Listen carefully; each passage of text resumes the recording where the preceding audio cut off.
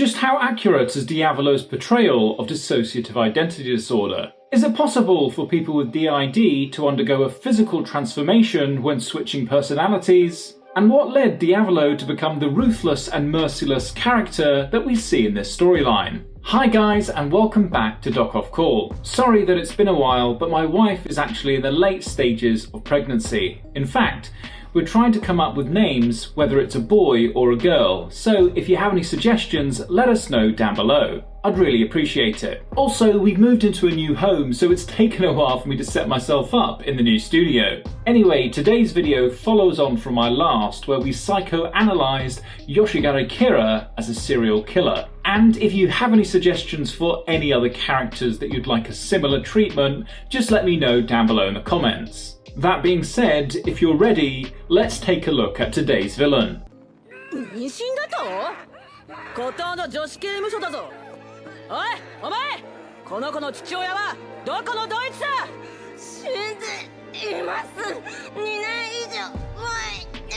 So obviously a normal and natural birth lasts 9 months, but seemingly this baby was conceived at least 2 years before his birth, which is completely unheard of. And I think this is a really clever plot device, as it treats his birth as something supernatural, suggesting from the very start that he was going to be a peculiar individual. But are there any theories in the fandom community as to who his father actually was? If there is, let me know down below.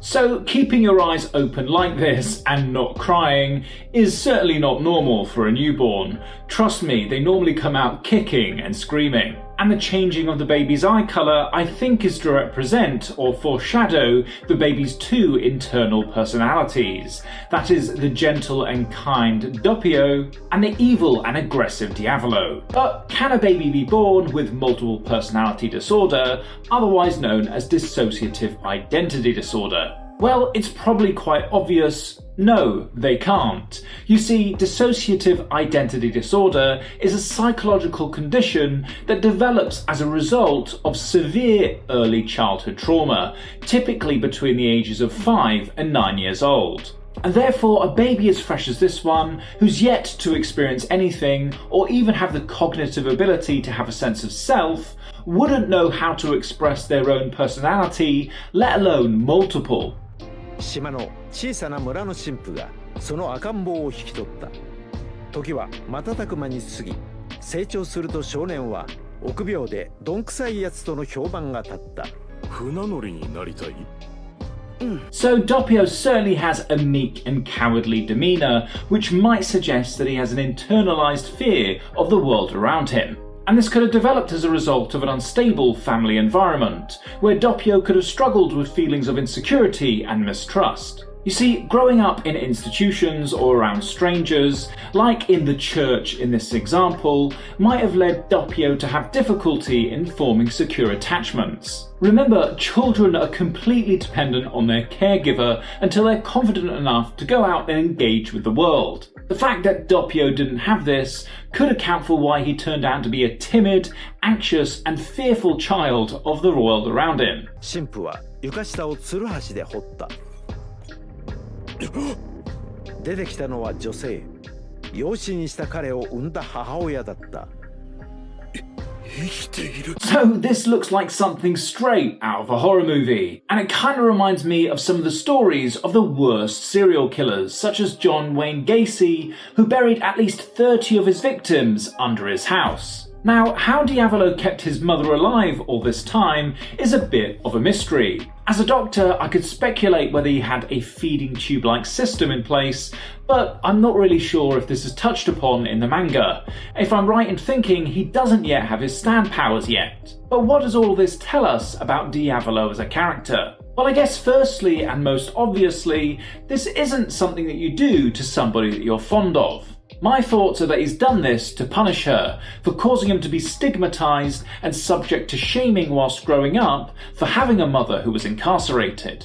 You see, it's not uncommon for children in these circumstances to end up feeling judged by society, leading to feelings of inferiority, embarrassment and rejection, which must have been difficult for Doppio to grow up with. The second thing it tells us about his character, which might seem obvious, is that his mother is actually found alive, which is to say that he's not yet killed her, which might tell us that he's not yet crossed that moral line in his character.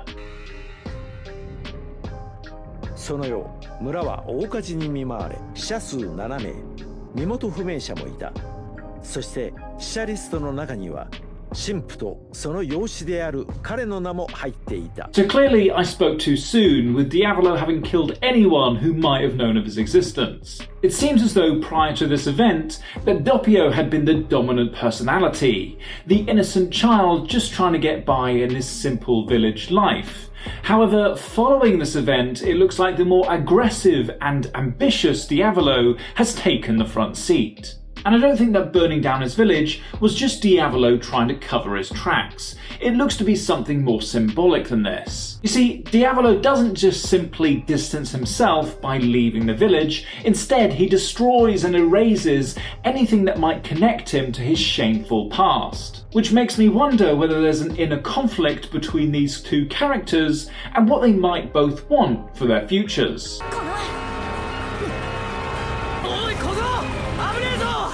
知ってるよ、うっさいな。小型トラックだろ。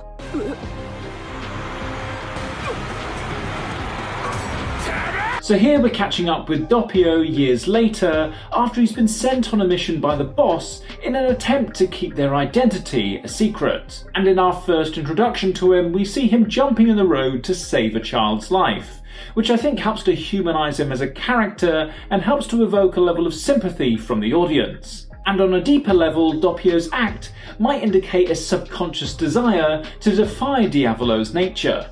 You see, by saving this child, Doppio unconsciously opposes Diavolo's philosophy of ruthlessness and self-preservation. This small rebellion hints that there may be some tensions between the two personalities, suggesting that whilst Doppio is often submissive and obedient to Diavolo's will, he still retains part of himself that can act independently, or to the contrary to Diavolo's desire. 光と影、表と裏、二つの人生と言ってもいいかもしれない。しかし、その秘密を利用し、決して諦めることない性格で常に勝利を収めてきている。So this is really interesting, as initially Doppio tries to dissuade the fortune teller from telling his future.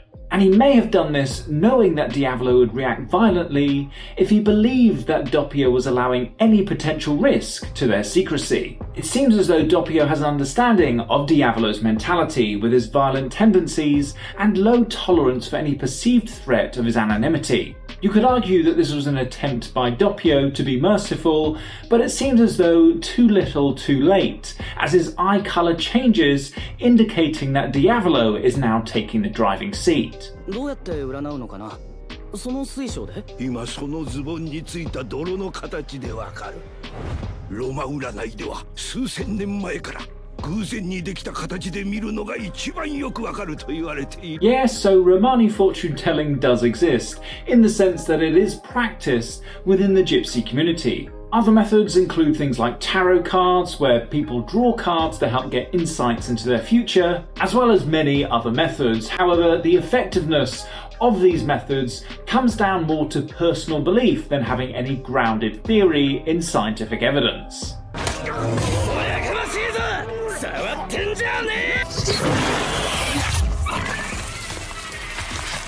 この顔は年齢がスタンド使いではないようだな。 So you're probably all wondering whether people with dissociative identity disorder can undergo a physical transformation when they're switching personalities. Well, unfortunately they can't, at least not how it's depicted in this scene. You see, the disorder primarily affects psychological and behavioural aspects rather than your physical appearance. Interestingly, however, there can be some physiological differences between the different personalities, and this can range from things like a change in your voice to a change in the dominance of your handedness. However, these are often subtle and achievable and don't lead to any full physical change. なんて美しい手相なんだ。おかしいぞ。急におかしくなった。この手の寿命が全然。なるほど。So, Diavolo's primary reason for killing the fortune teller was to help prevent any information about him from getting out. However, cutting the fortune teller's hand off before killing him and then getting him to play with it suggests that Diavolo's psyche is a bit more sadistic. It's almost as though he's mocking the fortune teller before killing him, which tells us that Diavolo doesn't only kill out of necessity, it looks like he enjoys it as well. ズボンの内側に封筒隠すの見たぜ。触らないで。頭痛が。ほれ、あった。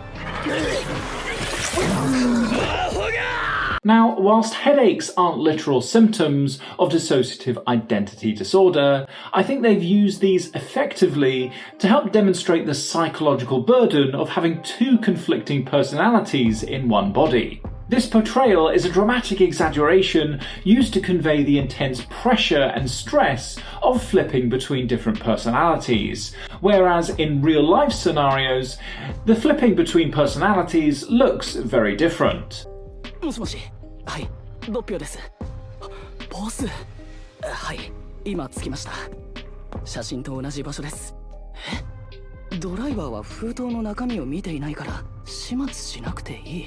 So I think this is a really clever plot device. By Doppio having to use an object to communicate with Diavolo, it really emphasizes both the surreal and psychological aspects of this dual personality dynamic. And I think by using this behaviour, it really helps to make the internal communication between Doppio and Diavolo far more tangible and visually engaging for the audience. But it also helps to convey Doppio's lack of insight into his mental condition and how disconnected he feels from Diavolo. I mean, it looks like he's completely unaware that he's actually sharing a body with him, which can actually be the case with people who lack insight with D.I.D. 建物の見張りはこれからです。見張りはこれからだと。違うぞ。私のドッピオ。よく見るんだ。ゆっくり。そのまま自然に。今見張られようとしているのはお前の方だ、ドッピオ。So the fact that Diavolo is able to resurface at any given time and advise Doppio would suggest that he has a greater degree of insight into their shared identity dynamic, and that Doppio's position is that of a subordinate personality. By advising Doppio, Diavolo exerts his dominance and is controlled over their shared identity. It allows him to influence how Doppio perceives and responds to external threats, further consolidating his own power in this shared identity dynamic. お前の正体は決してバレずに奴に近づかなくてはならない。リゾットの能力は私にとっても謎だからな。2メートルまで奴をおびき寄せろ。それがキングクリムゾンの確実な射程だ。It's clear to see that when it comes down to the two personalities, that Diavolo has the most experience when it comes to close combat. However, rather than running the risk of transforming into Diavolo and potentially exposing his identity, he chooses to stick with Doppio. This really demonstrates Diavolo's paranoia and secrecy when it comes to maintaining his secret identity. Also, the advice that he gives Doppio to proceed with caution speaks to themes of fear, power, and vulnerability, which illustrates that even someone as powerful as Diavolo acknowledges the potential dangers of others, which goes against him having a god complex. 僕の任務はあの建物を見張って、そしてなんだっけ、近づく。そうだ、近づかなきゃ。でも。So this is quite interesting. Doppio is struggling to remember the instructions that he's just received from Diavolo. You see, amnesia or having memory gaps is quite a common symptom of people with D.I.D. And some individuals might experience periods where they're not actually able to recall events, conversations, or possibly even actions, whilst another personality is in control. In fact, bizarrely, each personality might have a different level of awareness or memory regarding the actions and experiences of the other personalities. Just thinking about the possible implications of this is both horrifying and fascinating at the same time.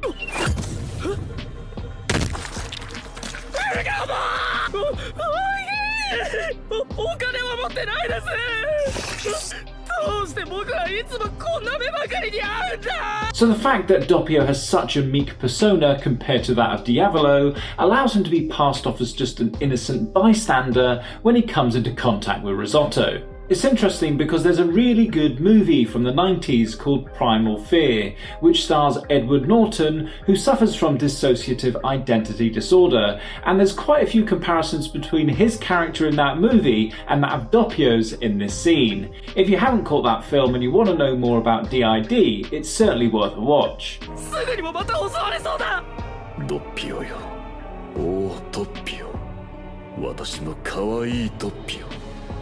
お前に私のキングクリムゾンの能力の一部を与えてやったのを忘れたか。 So Diavolo referring to Doppio as my adorable Doppio gives us a better insight into their relationship dynamic. The use of the term my Doppio suggests a sense of ownership or possession. Clearly, Diavolo sees Doppio as part of himself rather than his own distinct identity occupying this body, which might help to explain how Diavolo uses Doppio as a tool to achieve his goals. Also, the way that Diavolo refers to Doppio as my adorable Doppio suggests that he views him as childlike, naive, or even inferior, someone that needs to be managed or possibly protected, rather than being able to trust in their innate abilities.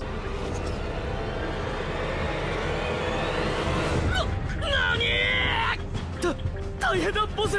10秒後俺の首からハサミが。 落ち着けドッピオ。 You can really tell that Araki has spent time in designing this character and his stand. Doppio's stand ability is to be able to foresee the future, whilst Diavolo's ability is to erase time altogether. This reflects how the two personalities function together, but are distinct in their roles. It's almost as though King Crimson the Stand has dissociative identity disorder too. キングクリムゾンの次の画面を見たな。聞いてるのだぞ、ドッピオ。何を見た？間違いなくこれから足が吹っ飛ばされる。なんだと、ドッピオ。 So throughout the series, Doppio has been portrayed as a submissive and obedient personality, always deferring to Diavolo's authority. And in this moment where he's not being forthcoming with Diavolo about what he's seen in the future, shows a rare moment of defiance, suggesting he's not merely a tool for Diavolo to use. It also signifies a moment of self-awareness where Doppio is now seeing himself as separate from Diavolo. Overall, I think this demonstrates a subtle challenge to Diavolo's absolute control over their shared body. 走れるかどうか。カミソリ、ハサミ。この体力の消耗のために奴は準備していたんだ。まずいぞ。ドッピオではもう勝てない。 これから私が出ていくにしても10秒以上はかかる。 Here, Diavolo's doubt reflects his perception of Doppio as the weaker or less capable personality. Whilst Doppio has the advantage of acting in public without arousing suspicion, Diavolo doesn't trust him to handle high-stakes situations such as being in combat very effectively. Even though Doppio has shown signs of intelligence and resourcefulness, Diavolo believes that he is the only one able to make the right decision, especially when their survival or identity is at stake, which once again illustrates the dynamic in their relationship as a superior and a subordinate personality. そこだ！奴の能力は生き物の体の中の鉄分を使って鉄のカミソリを体内で作っているんだ。 So the significance of Doppio landing a hit on Risotto challenges Diavolo's perception of him as merely a tool and a less capable personality. It demonstrates that Doppio has his own strengths and that he can handle himself even in dangerous situations. And the significance of this is that it has the potential to create a subtle rift in their relationship, where Doppio now can challenge the dominance of Diavolo. よく聞けドッピオ、肝心なところだ。 私はすでに今そこに向かってもう間に合わない。今にも奴は攻撃してる。やられるのはこの俺だ。だから俺がやる。ドッピオ、それしかないのだ。それしかお前が助かる道はない。 So we've touched on this already, but in D.I.D, certain personalities might have a greater degree of awareness or control over their body, but it's not usually as a matter of conscious choice or force. You see, the switch between different personalities is normally something that's involuntary, triggered by certain stimuli, emotional states, or stress. The idea that one personality could actively prevent another from taking control, as Doppio is attempting with Diavolo, is far less common and would be considered as an oversimplification of this condition. However, whilst this portrayal is not entirely accurate, some people with D.I.D might be able to develop ways to influence or delay the switching process. For example, a person might engage in self-talk, grounding techniques, or other strategies to try to stay in control for longer or influence which of the next personalities will come forward. そう、確か16世紀のドイツではすでに確認されていた。この世には複数の人格を持つ人間がいて、それは精神だけではなくて、肉体、筋力も別人となり、言葉すら別の言語になるケースもあるという。So it looks like Risotto's caught on that Doppio has D.I.D, but has he caught on that he's actually in the presence of the boss? And yes, Risotto's right, listing that there have been several other people in history who've been shown to have D.I.D. Probably one of the most famous is that of Shirley Mason, who was thought to have up to 16 different personalities residing in her body, which bizarrely included both male and females of varying different ages. Her story was first documented in the 1973 book entitled Sybil and was later adapted to a television film in 1976. Both of which are certainly worth a read or at least watching the film.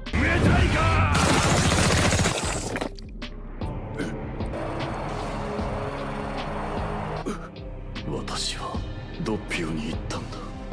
お前にはもう手に負える相手ではないってな。You know, this is probably one of the most intelligent fights in the whole of JoJo. Basically, iron is the pigment that's found in blood that allows you to carry oxygen around your body, and Little Bodman's stand is able to detect people's breathing, I suppose, through monitoring oxygen levels. And the fact that Doppio's body has been completely drained of iron through Risotto's power converting it into nails, blades and knives means that he's no longer detectable on Little Bodman's stand. It's a very clever and well thought plan to help expose Risotto to the heroes down below, which ultimately ends up in his demise. もし、ドッピオです。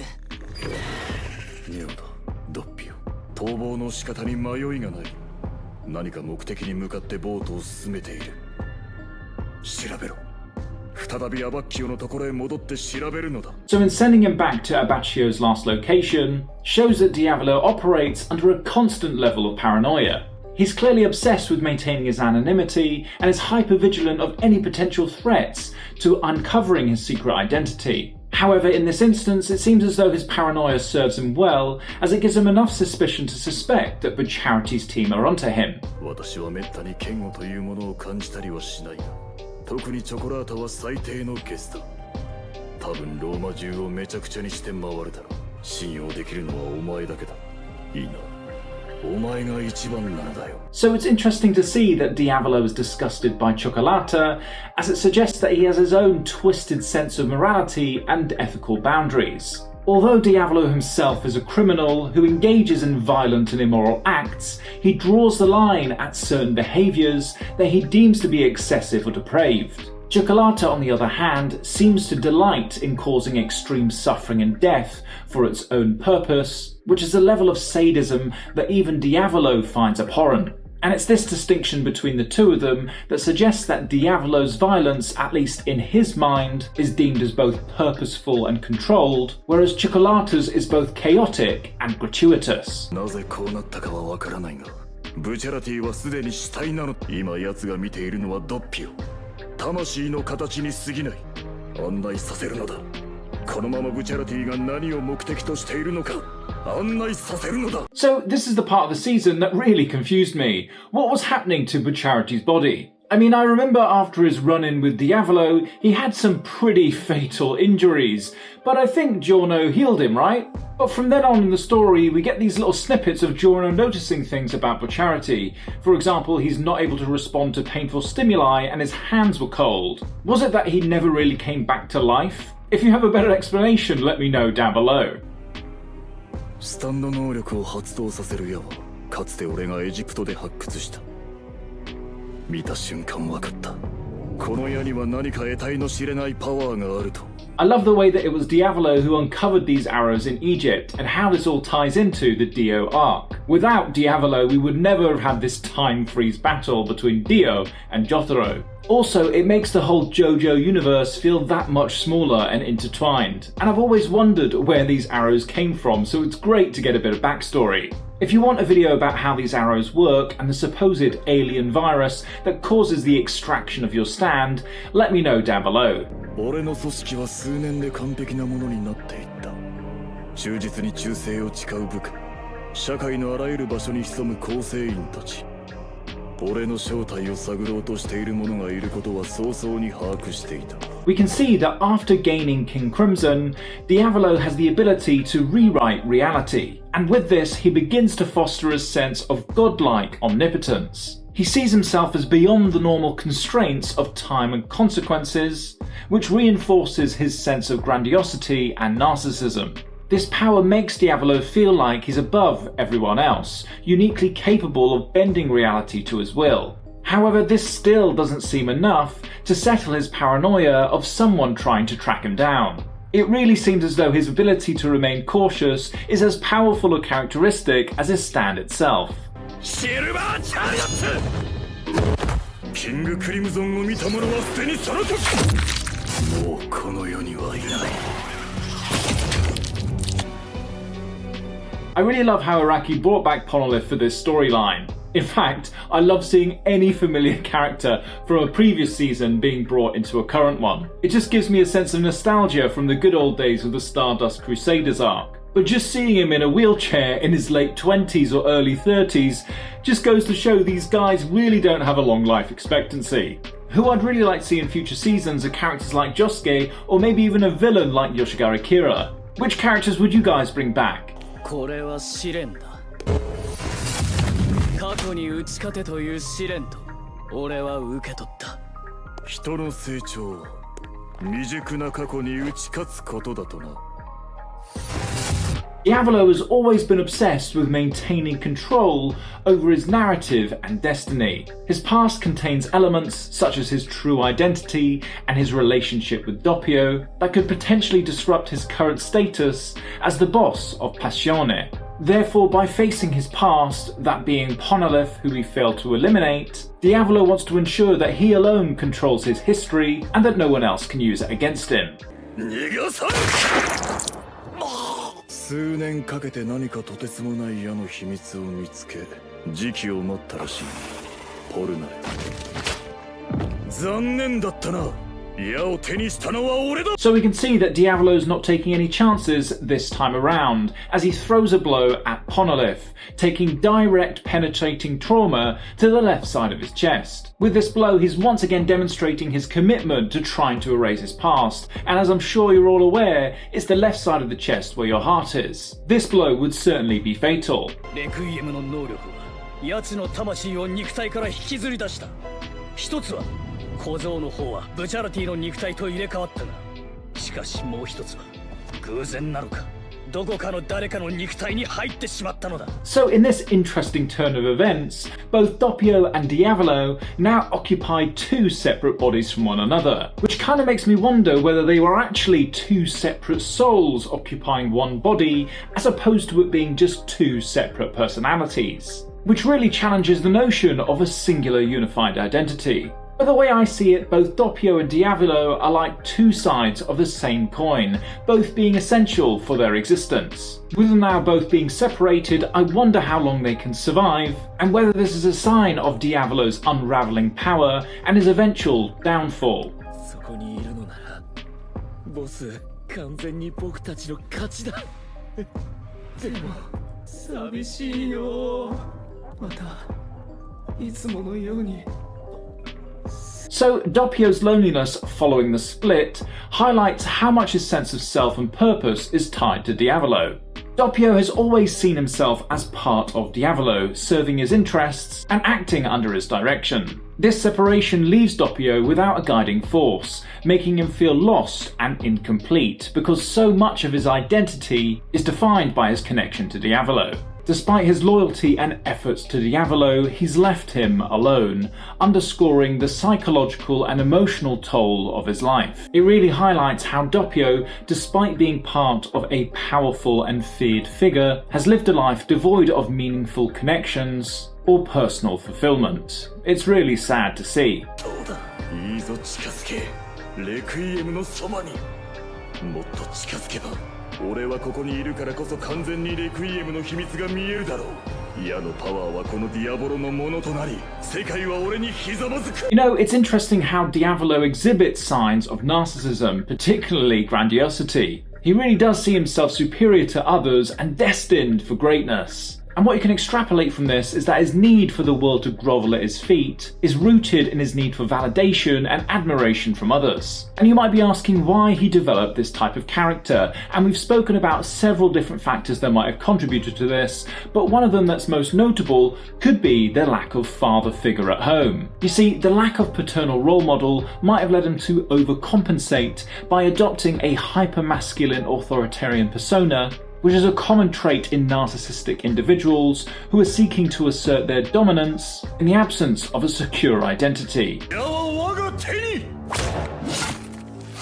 貫いたぞ矢のパワーはこの運命からの贈り物はこれで我がキングクリムゾンをこの世の頂点に連れて行ってくれ So by framing his acquisition of the arrow as an act of fate, Diavolo reinforces his sense of invincibility. He sees himself as someone who's transcended the ordinary human experience, believing that he's not just a man, but a figure of destiny. But this belief in being invincible can lead to dangerous levels of overconfidence, making him more prone to taking extreme risks because he believes he's protected by fate. Also, his belief in the arrow as a gift from fate is an example of magical thinking, where he's ascribing supernatural significance to an event that can be explained through natural causes. And I make mention of this because magical thinking is often a feature of conditions like schizophrenia or OCD, which I can certainly see traits of in Diavolo. やめろブチャラティ俺をよく見ろ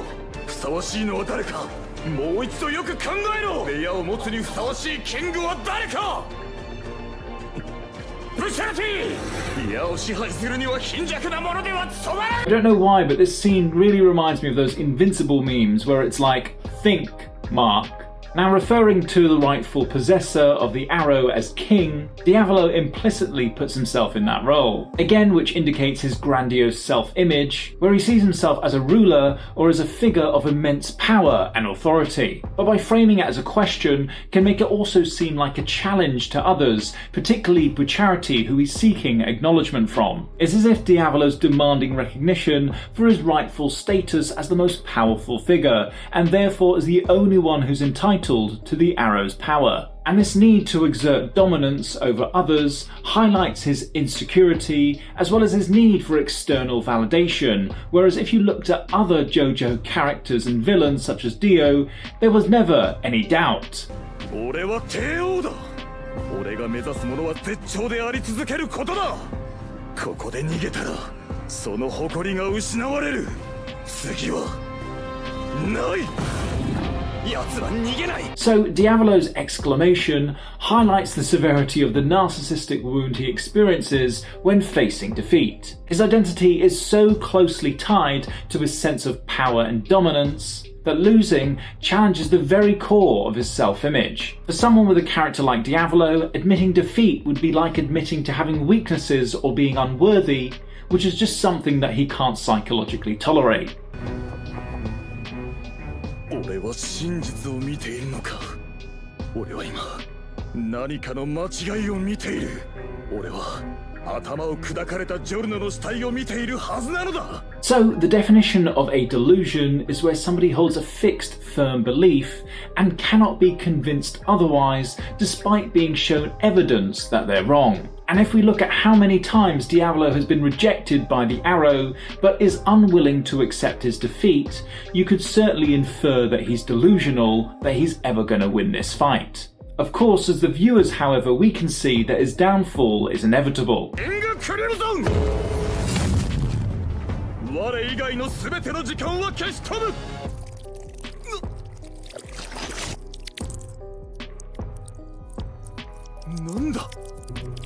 So of course, with Diavolo being unable to accept his fate, he triggers his special ability with the goal of eliminating Giorno. But if I'm understanding correctly, Giorno himself has developed his new requiem ability, allowing him to nullify any action that goes against him, almost as though it never occurred. And from witnessing Giorno throughout this series, I think this power really suits him well, because he's never really been the aggressor in any fight, always finding a way to redirect his enemy's efforts elsewhere. I don't think Araki could have designed a more tailored stand power, and at the same time be one of the most overpowered stands in the series. What do you guys think?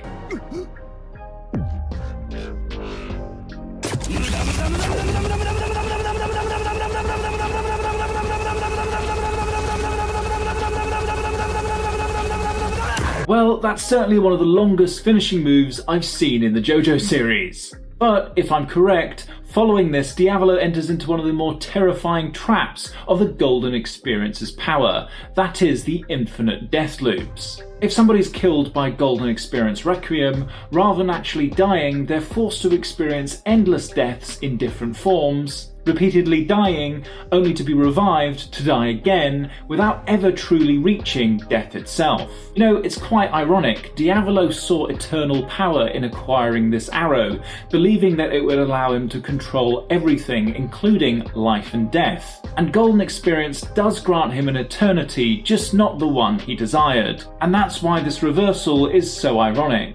It inverts his desires and ambitions into his worst nightmare. Rest in peace, Diavolo.